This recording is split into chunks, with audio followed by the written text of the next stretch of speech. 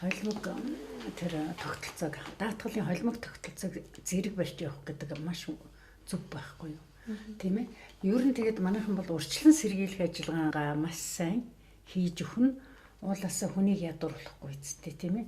Эрүүл урьдчилан сэргийлэх ажиллагаан дээр нь мөнгө бараг өгөх ёстой байна гэсэн даатгалынхаа хуулиар.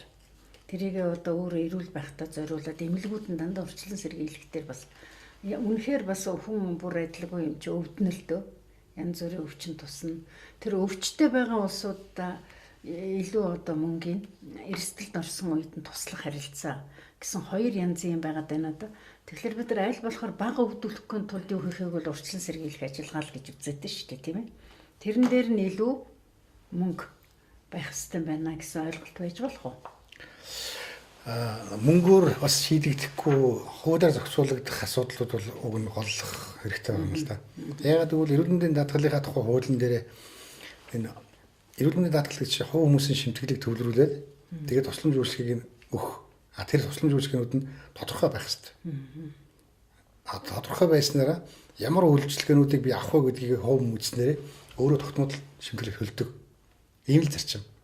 Тэгэхээр тэр хүмүүсийг 18 наснаас эхлээл одоо 20 нас, 25 нас, 30 нас, 35 нас гэдэг энэ наснууд нь бүтэн биеийн шинжилгээг хийгээд одоо бүх тэр CT камера томографт нь оруулаад биеийн хэмжээ шинжилгээнүүдийг хийчихлээр нөгөө хүн чинь бага зардлаар эмчлэгдэх шаардлагатай болно. Эрт илүүлчин, өвчин тусах боломжгүй болчихно. Тэр хүн ажил хийгээд хөдөлмөрлөө цаашаа сорч боловсроо одоо улстай бол татвар төлөгчүүлээ явчихна.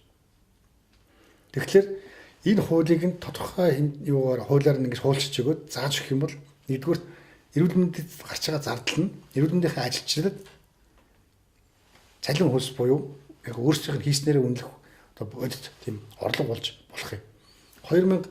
2008 онд эрүүл мэндийн зардал 222 тэрбум төгрөг байсан. Одоо 10 жилийн дараагаар 2019 онд 766 тэрбум төгрөг болсон. Энэ 766 тэрбум төгрөг дээр эрүүл мэндийн даатгалын мөнгө 407 тэрбум төгрөг байгаа. Энийхээ 244 тэрбумыг нь эмнэлгүүдэд зарцуулдаг. 148 тэрбумыг нь эмийн сан буюу нэг аж ахуйн нэгжүүдэд өгдөг. Эмийн хөнгөлөлт нэрээр. Тэгэхээр энэ сангийн мөнгийг зарцуулж байгаа зарцуултууд нь өөрөө буруу тийш яваад буруу зарцуулт хийгээд байгаа. Зөв зохицуултанд биш.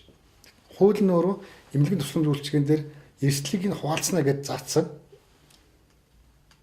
Өөр залт байхгүй болохоор чинь тэр хуулиар дагаж ажиллаж байгаа. Зөвхөн